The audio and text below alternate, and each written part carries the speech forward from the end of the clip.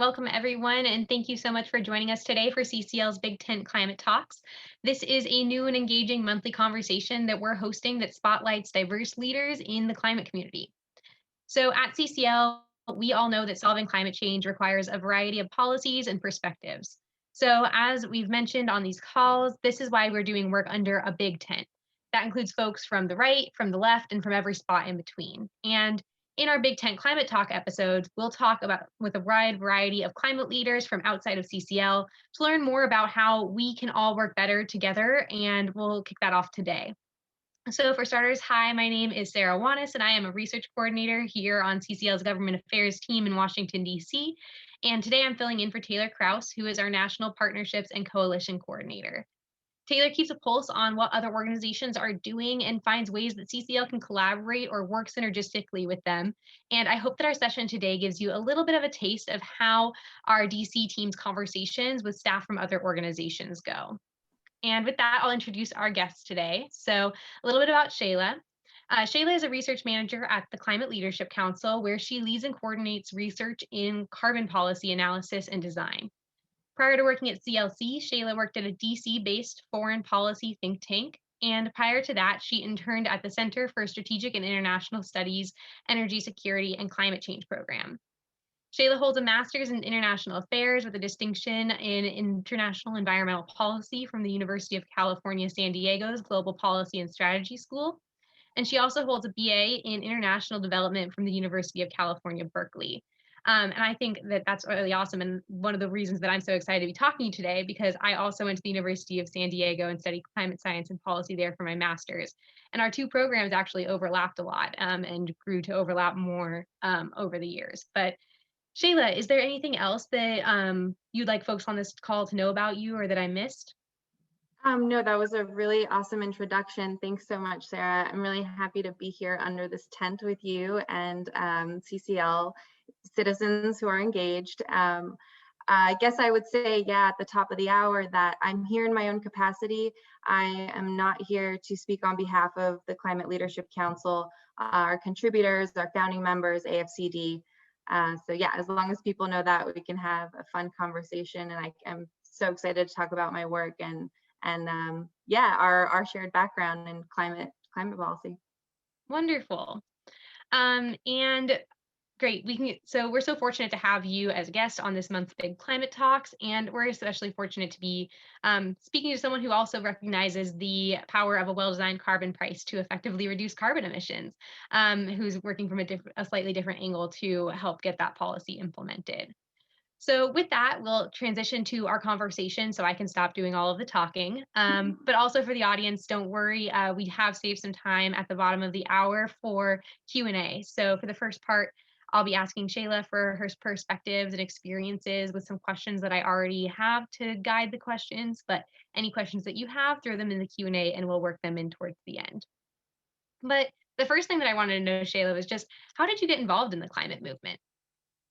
Yeah, that's a fun question because I actually didn't get involved in the climate movement until I was doing my master's in environmental policy and international environmental policy at that. And then I shrunk down to the federal level, and sometimes even the hyper local level interests me too. So, but yeah, I mean, you pretty much said most of my resume in the introduction, and that, you know, I have a master's in international relations with a distinction in international environmental policy, and that comes from the UC San Diego School of Global Policy and Strategy.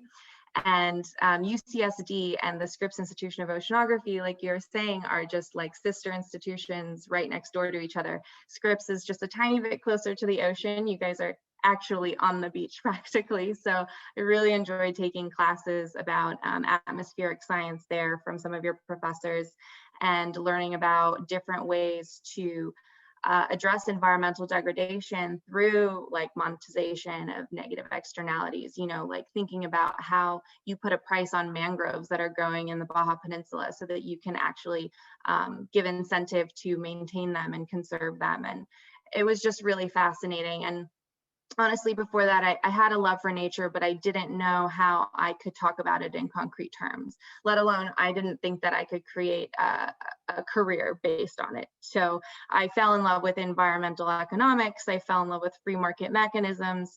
They married this kind of passion and pragmatism that I was searching for and didn't know I needed. Yeah, and I graduated in 2015, and so I actually was able to attend COP21 in Paris for the passing of the Paris Agreement.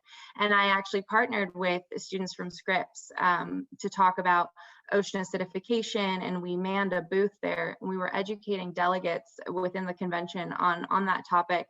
And I was sort of highlighting the policy challenges, and they were highlighting the science. And that was really the start. And after that, I just gained such an appreciation for how complex climate change is that I was totally addicted to it and trying to understand it and unpack it. And that brought me to Washington, D.C. So yeah, that's pretty much how I got there. And then I hopped around a little bit in DC, and I've been with the Climate Leadership Council now for 2 years. So yeah. Awesome. Yeah, I love that there's that connection between Scripps and the GPS school at UCSD, because it's so important that we're approaching these things both from the scientific and the practical implementation perspective, all of this. And I'm so glad that you brought up COP as well, the Conference of the Parties, where the Paris Agreement was passed, this big center for international negotiations around climate change, which is another overlap that we have. I also went to COP. I went to COP 25 the last COP rather, with a partnership between Scripps and CCL helped me get there. But when you talk about your background in international policy and that bringing you into climate negotiations, that's so interesting to me, because it is such a complex international negotiation process. What else did you learn at COP, or do you have any other experience in that realm of the international side that you want to share? Yeah, that's a really cool question. I learned all of the tools on how to analyze policy at GPS at UCSD, and so like one of those analytical tools is learning the two-player game, where you have two different constituencies, right? You have your international audience, and then you have your domestic constituents, and creating policy that gets pulled in both of those directions at the same time is really interesting. And I think right now we're seeing that play out more than ever, right? Because the Biden administration is trying to do everything they can. They're going to be releasing their nationally determined contribution, anytime between now and Climate Day that's happening, I think, at the end of April, or Earth Day, sorry. And it's going to be really fascinating to see what the administration can come up with based on what is actually implementable, right? Because we have this struggle where it's really hard for us to pass a federal level policy that can actually reduce greenhouse gas emissions in a really ambitious and efficient way. And right now, because we had pulled out of the Paris Agreement, and had been pretty much absent for the last 4 years, as we re-enter into negotiations, people are going to be looking for a really credible commitment. So it's almost like our problem is twofold. Not only on the domestic side, do we have to come up with a policy that everybody can actually get on board with, or at least enough people to actually pass it, but you also need it to be credible enough to the international audience. And you can't pull an Obama 2.0 where you say something like, well, we're going to pass the Clean Power Plan, and then it gets stuck in a legal battle, and then it doesn't get implemented, right? So there's still a lot of I still pay attention to a lot of international relations, even though I work on federal policy. Thanks so much for sharing that perspective. It's super important to think about. So thank you for that. And I was also curious, what projects or areas of focus does your organization work on, and do you work on there? Yeah, absolutely. So I would imagine that a lot of the people listening in would know of the Climate Leadership Council, just because our policy packages are so similar.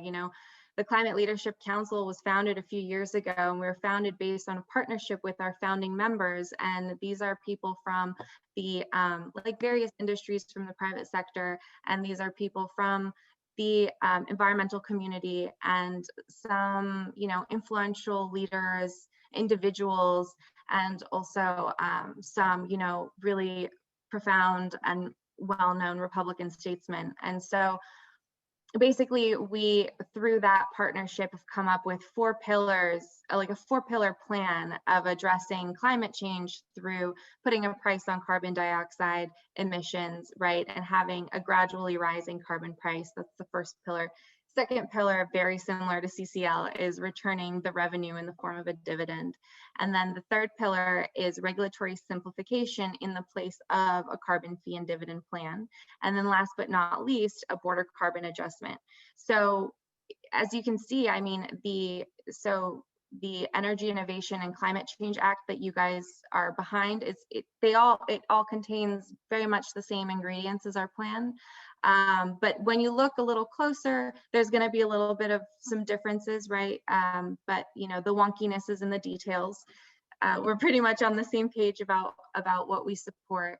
So with that said, though, I, as a research manager, really focus on the details of those pillars, right? There's still a lot of research questions that remain to be answered, and I focus my time trying to answer those questions. And we, as a research team within CLC, really focus on trying to make that policy plan as implementable as possible and as ready to go, hot, you know, like hot and ready to go when the time permits.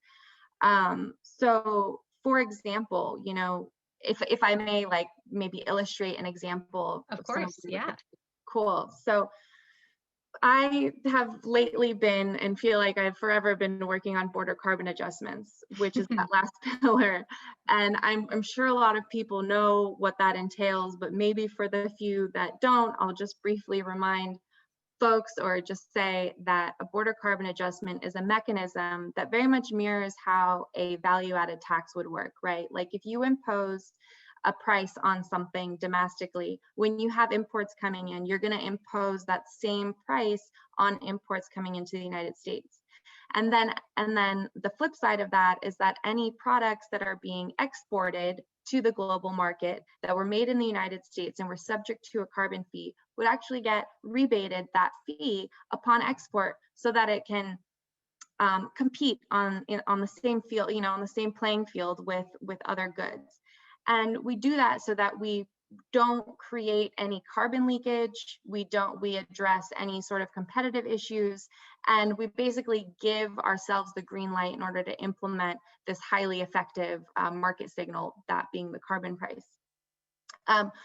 So that is extremely complicated to implement, not just because you have to account for so many goods at the border.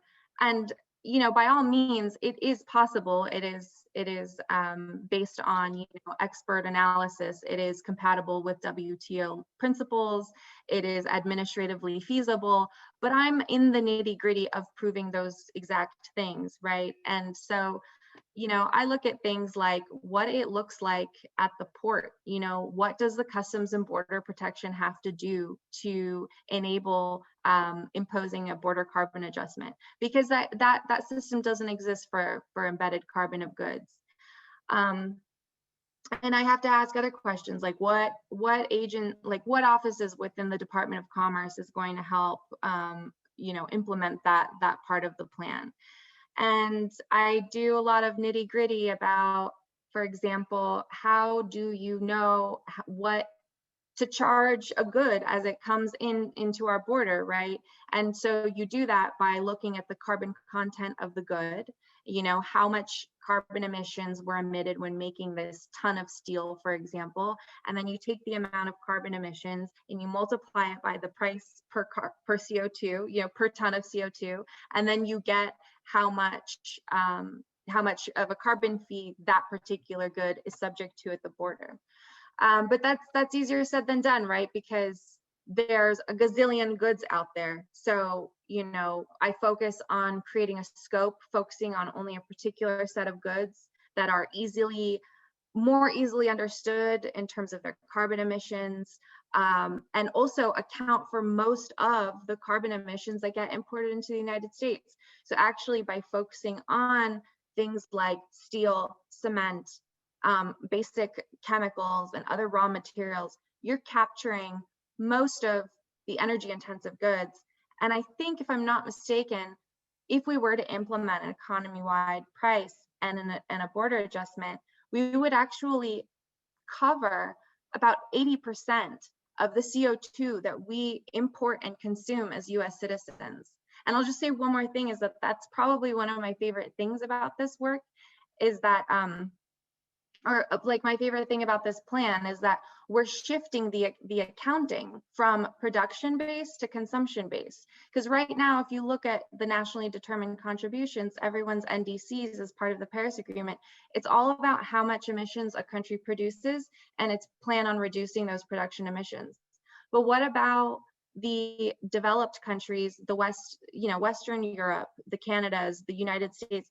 We produce a fair amount of CO2, but we consume a whole lot more, because a lot of our goods are produced elsewhere, in developing regions of the world or in China, and then it's brought over here and consumed here. So yeah, that's a bit of a tangent about what I love about that work, and the type of work I do.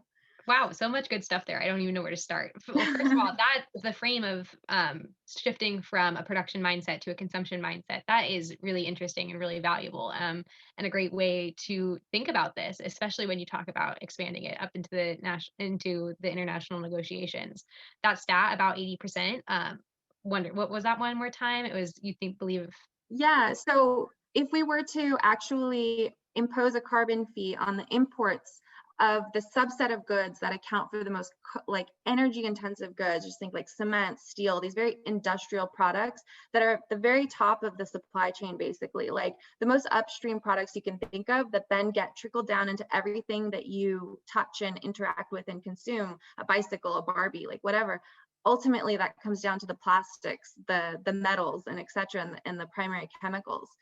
And so if you were to charge those most upstream goods upon import, you would actually be covering 80% or around 80%, don't quote me exactly, but a majority of the carbon emissions that we import as a country and consume. So that's a huge part of our consumption portfolio. And it's, it's pretty incredible. Of course. And the other thing that I heard in there that that really resonated with me was one of the reasons that we are so dedicated to a carbon price here at Citizens Climate Lobby is because of the speed of implementation of a carbon price, as opposed to a lot of other approaches to addressing climate change, as like kind of the backbone as a policy. A carbon price is something that we can work most of the details out beforehand. So it's really great to hear the way you frame your work as being able to do that work up front. Yeah, absolutely. And just one more thing is, there's a huge currency on the international front, again, having a transparent carbon price, because it's really hard to compare the ambition of a country versus another country's if you're not talking about price. I mean, regulation, the prices are hidden, and it's really hard to extrapolate exactly what level of ambition you're doing, with regulations. Yeah. Great. I did have another question for you, which is based in that we find a lot of times there are things that people make assumptions about CCL, our Citizens Climate Lobby, that just aren't true. So I was wondering, is there anything that people commonly assume about the Climate Leadership Council that just isn't true? I think for us, one of them is that we are you. CCL and CLC get mixed up a lot, but yeah, I'll give you the opportunity. Yeah, I definitely have. I think one of my first interactions with CCL was someone coming up to me and asking me what the difference was. And I was just getting on board with the Climate Leadership Council, and I thought, okay, well, who's CCL? And then I had to look you guys up. So yeah, for sure. And it doesn't help that our acronyms are the same letters too. But yeah, I thought about this question, or I think about this question quite a bit, because I get people asking me about my work a lot, obviously, because people are engaged for really obvious reasons. Everyone wants actionable items quick on how to address climate change. This is so pressing, and it gets pressing every day. And a lot of my friends come from the environmental community. They claim they come from the clean energy industry. And I think that sometimes there's this inherent distrust around an organization that is supported by the oil and gas industry. And they're totally right in their hesitancy in trusting a plan that is standing next to these oil and gas majors. But upon closer look, there's mainly two things I could say to people who have tend to have that misunderstanding or that sort of hesitancy. And that's that one, times are changing. And I think that it's fair to say that at this point, most major industry players are very much aware that the decarbonization transition is happening, and it's starting to happen now. We see evidence of it every day, and it's just going to ramp up and accelerate. And they need to understand where they're going to be and how they need to innovate themselves and their business model to succeed in this world and in this transition. And so to have those experts at the table, have those oil majors at the table, is super valuable to us, because it really puts you on the ground, and you get this really level-headed guidance and technical assistance from those people who have been providing the energy for us from the Industrial Revolution all the way up until today. And then the other thing I would say is that I think is a bit missed upon people who have that misconception or just that misunderstanding is the environmental ambition of our plan. The Baker-Schultz dividends plan would reduce emissions by 50% by 2035, and that's CO2 only. And that's just such an incredible number that when you put that against other proposals that are not as fleshed out as ours, it really starts to look like this could be a really, really great way to go about solving for emission reductions, you know. And you know, of course, we have environmental organizations that are part of our founding members coalition. You know, we have Conservation International, we have World Resources Institute, we have WWF. You know, these guys wouldn't be working with us if we didn't pass the smog test, you know, no pun intended. But yeah, there's definitely there's a lot of environmental ambition there. Awesome. Thank you so much Yeah. for all that perspective. And I was also curious, what are your thoughts on how we can best be in the climate movement together? For example, what are some ways that you think CCL can be the most helpful? Yeah, well, CCL has been incredibly helpful. I mean, you guys are this long-lasting institution. You guys have been around longer than us, and you do this incredible work where you engage citizens and you give them a role to play in creating climate policy. And that is just indispensable, I think, from this movement. And I don't think, I mean, I can't really imagine what it would be like without you guys. So the first thing that we should do is to just keep doing our thing, right? And our level of engagement slightly differs, right? Like the Climate Leadership Council reflects more of the marketplace and engages with our founding members, making sure that everyone's on the same page when we release our plan. And hence our, you know, bipartisan policy roadmap. If anyone is curious, you can look that up on our website. But yeah, and with CCL engaging the individual, I think it's a really complementary synergy. And if I were to say, you know, one thing is, I get really excited when I see conservative congressmen come out in support of an economy-wide carbon price. You know, when Mitt Romney comes out and says he's really considering, you know, a fee and dividend plan, it's really great. And you know, if for CCL members who live in states with good GOP or conservative congressmen, you continue to put pressure on those people, because ultimately you need at least 60 votes to pass, and we're not going to get there without our GOP buddies. Yeah, I'm always in awe of seeing a bipartisan coalition start to form around this topic. It's just such a great thing to see. And yeah, I love that you framed the two different approaches that we're taking to the same basic ideas. And ultimately, we're going to need all of them, which is exactly why we're having Big Tent talks like these. Yeah. And I did have just one more question for you before we start to get to questions that everyone else on the call has. But right now, what's at the top of your stack? What have you been reading as of late, and what would you recommend to others to keep an eye on, maybe? Yeah. So climate related or just anything? You know what? Whatever.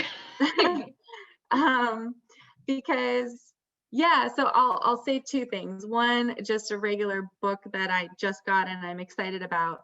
I actually have it here. It's City of Trees, and it's about the trees in Washington, D.C. And I know this probably only speaks to people who are actually based in Washington, D.C., but I've just been really into native plants lately. And native plants for whatever region you live in. It's really good for the flora and fauna. So I would recommend, that's at the top of my reading list. I'm But adding it to mine right now. awesome. Yeah. And this woman, this author, Melanie Chokas Bradley, she is part of, I think, closely affiliated with Casey Trees. Casey Trees is a really cool organization in Washington, D.C. that looks to do just that, is take care of our trees and make sure that we have a good amount of native species thriving around. So that's kind of the fun reading part. And then the maybe still fun other reading that I've been doing a lot of is I've been really keeping track of the developments in the European Union on border carbon adjustments. So they're calling it shorthandedly a CBAM, which is, instead of a BCA, it's a CBAM, which is a carbon border adjustment mechanism. But essentially it's the same thing, or same intention. And the European Commission will be coming out with a proposal for the design of a CBAM actually this summer. And so there's a lot going on and a lot of thinking happening on the European side of the pond about how to design such a thing. And if people are interested in learning more about that, I would guide you towards a think tank that's based in Brussels, and it's called ERCST. I think that stands for European Roundtable of Climate Change and Sustainable Transition, something like that. But ERCST, they're really great, and I've been keeping my thumb on them because they track incremental developments on what's happening in Europe, and it's fascinating to see how they're struggling and how they face some of the same research challenges as we do in our design of a BCA, but also they have a lot of unique challenges because they have an ETS, they have their emissions trading scheme, and that actually poses some major challenges in terms of WTO compatibility and how do you translate, the traded price of a permit to pollute under their ETS, because they have a cap and trade system. I know you know that, but they have a cap and trade system, and right now they're trading pollution permits at about 40 euros, and that price is only going to go higher. So they're really interested in adjusting, but they're having a hard time designing the adjustment mechanism. Great. Yeah. And definitely the definition of fun, our definitions of fun, we're climate nerds too. We align with that. So For sure. thanks for those recommendations. Yeah. Now to start to move into some of the questions that we've got from everyone joining this call today. Thank you all so much for being here, for participating in this conversation with us, by the way. But since you are such an expert on these border carbon adjustments and you've dove into that so much through your work, I can see that we're getting lots of questions about that. Sure. So some of them include, are there existing procedures at the border that a carbon tax could tag into? And how do you assess that the carbon content and keep it WTO aligned? Yeah, absolutely. So there are existing, there's a lot of existing mechanisms right now because we have our tariff schedule. So we account for tariffs. We have a huge tariff schedule, and we implement that now and have been for a long time. So it's a tried and true mechanism. We're definitely taking design points from that system, right? Like we define a lot of the goods that we're subjecting to a carbon fee as the NAICS code, which is the way we classify goods under our tariff schedule. And so, yeah, I think there's plenty of precedent to base the design off of. And then the second question was, how do you make it WTO compatible? So that is when you go through, I think it's Article 1 and Article 2, but basically it's shorthandedly called the front door. So basically you can be WTO compatible by designing a border carbon adjustment such that it acts a lot like a VAT, a value added tax. As long as you're charging the same carbon fee for goods inside of the United States that you are for goods that are being imported, then it is WTO compatible. And then there, for example, the European Union is considering doing it through Article 20 of the WTO, which is more of an environmental exception pathway, and that would require other prerequisites in order to become WTO compatible. But, there's analysis on both ends, and I think people are still figuring it out. how do you know how much to charge a good? So I could briefly say, okay, going back to my example on steel, for example. So there's generally two ways to produce steel. You can do it through a blast furnace. I think that's the older way. And then you can also do it through an electric arc furnace, which is kind of a newer technology. And it's the dominant facility that we have, the dominant type of facility that we have in the United States. And that latter newer technology actually uses recycled steel.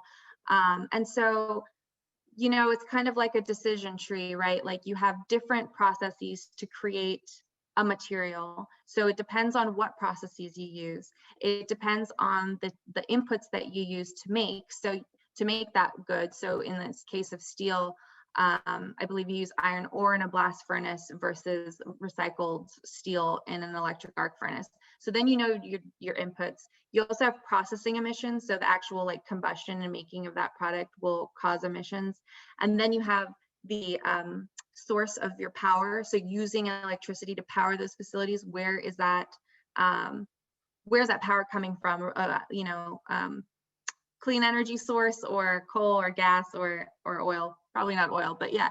So there's the thing is that these processes that make these really intense and energy intensive goods have reporting protocols already set in stone, and carbon dioxide is just going to be one more of those factors that they're going to have to report. And in a lot of ways, by reporting what energy you're using, you can extrapolate to how much CO2 you're emitting. So it's administratively feasible when you focus on those really basic products. Yeah, definitely. And in their question, they also had talked about, they had also said that the best available technology seems to have downsides. And I just wanted to emphasize like how different it is to assess it from the beginning rather than trying to put like some meter on at the end of the process. So everything that you've been talking about there. So thanks for giving us a little bit of insight into how that works or how that could work.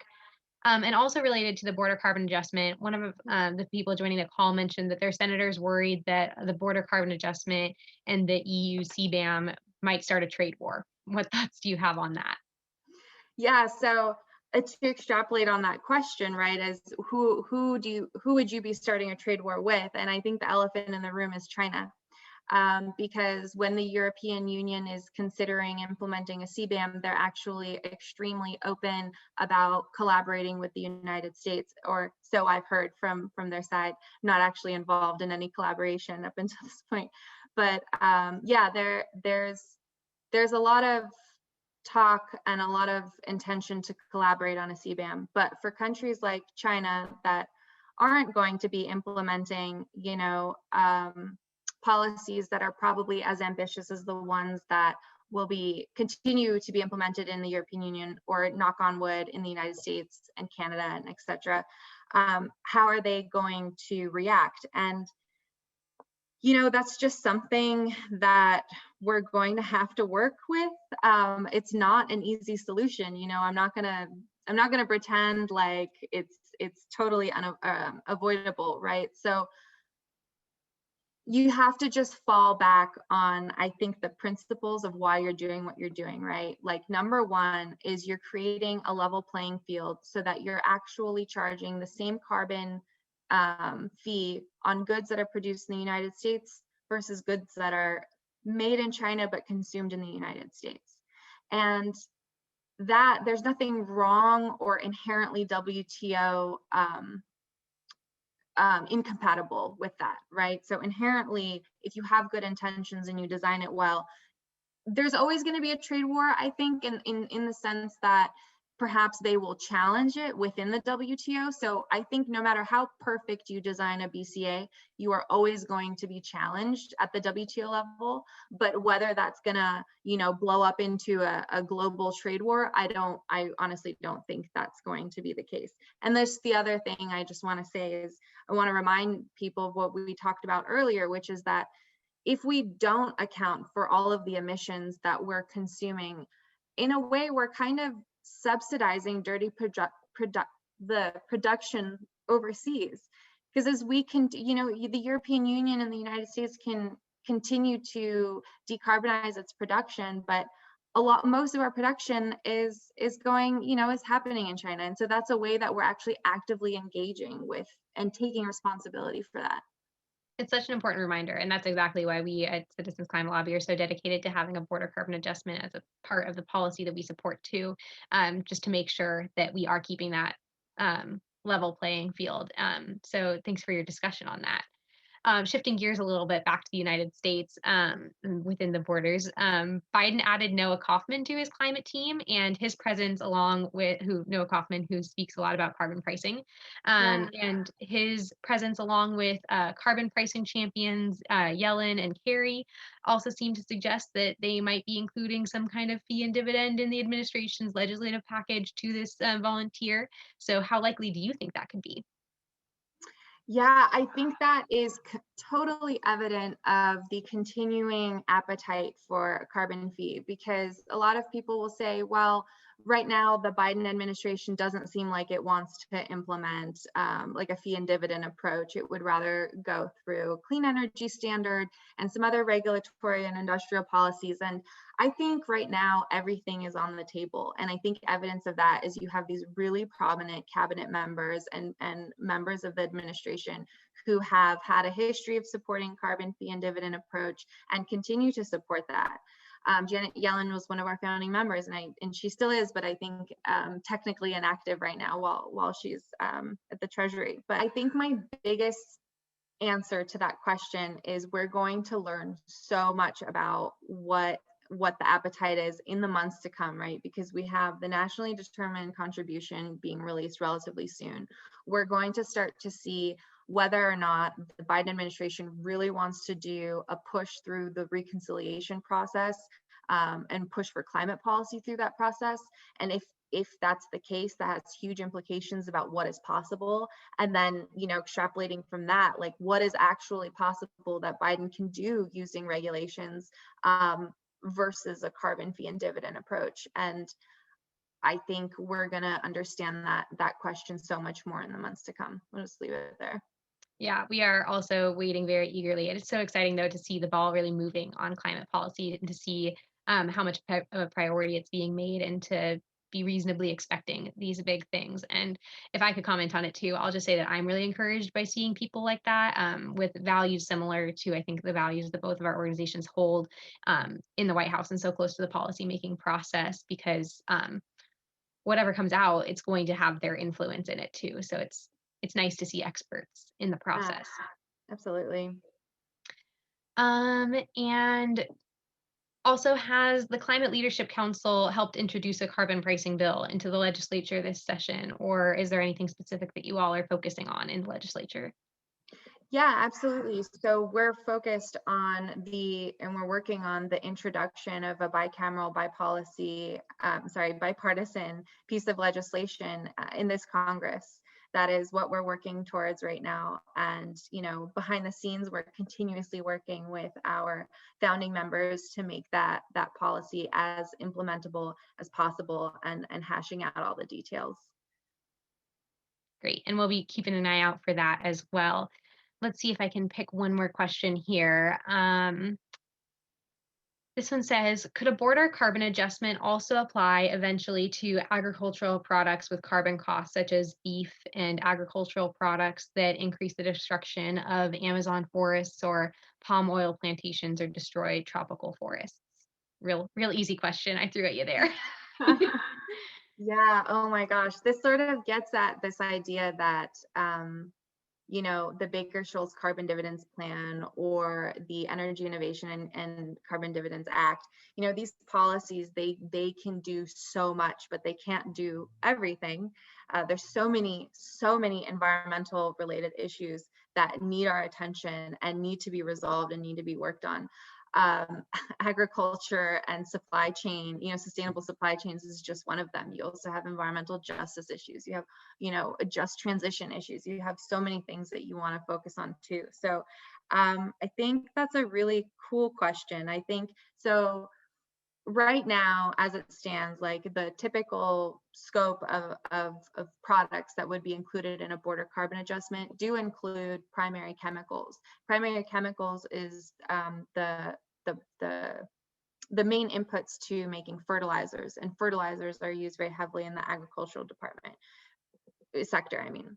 And so in that sense, the agricultural sector is going to be influenced by the BCA being in existence. Would it expand to more complex goods, like actually crop products and stuff like that? I think that is something to consider down the line. I understand the border carbon adjustment as a moving target, because as we begin to decarbonize, less and less things are going to actually contain carbon emissions. And as we get better at it, we could probably expand our scope to include more complex goods. And then as for like ensuring the sustainability and maybe like labor law and stuff like that, that might fall outside of the scope of a BCA, but anything is possible in the future, right? That is super interesting to think about from that perspective. So before we wrap it up today, is there anything else that you wanted to share, Shayla, or anything else that you have to add to to the conversation that we've had? Yeah, not really. I just really appreciate, our dialogue, Sarah. It's been really great to meet you. I didn't know you prior to this, and I'm excited to stay in touch. And I'm excited to, remain engaged with CCL. I mean, you guys are doing incredible work, and you'll probably see my face popping in and out of, some events or activities. So I look forward to it. Thanks so much. Yeah, it's great to know that we have brilliant people like you also working in this climate change sphere. And I hope one day soon it will be safe for us to maybe meet up for a coffee one day here in DC. I'd love that. Yeah. So, but for everyone else, thank you so much for being here. We have reached about the 45-minute mark amidst this great conversation. So we'll go ahead and wrap it up for today. Just a brief reminder that you can find today's recording to share with those who couldn't join us live, as well as our education director, Brett Cease's email here, if you have any questions, comments, or feedback. Lastly, there's also the websites for both Citizens Climate Lobby and CLC. So if you'd like to get more involved or active as well, you can, and there's the registration link to sign up for future months of the Big Tent Climate Talks. We will be back next month at the same time, same place, the fourth Thursday of every month at 3 p.m. Eastern or 12 p.m. Pacific. And stay tuned for who we'll have joining us next time. So thank you one more time so much to Shayla and to all of the important work that CLC is doing. Stay safe and be well, everyone. Have a great rest of your day. Bye, everyone. Thank you for listening to this episode of Citizens Climate Lobby's training program. You can tune into more episodes anywhere podcasts are available. Inspired by what you heard today? Join Citizens Climate Lobby to advocate for bipartisan climate solutions. Go to community.citizensclimate.org to find more trainings, resources, your local chapter, national action teams, discussion forums, and more. Be sure to like our Facebook page and follow us on Twitter and Instagram @CitizensClimate. We also invite all of our listeners to subscribe to our YouTube channel for more inspiration. And together, we are creating the political will for a livable world.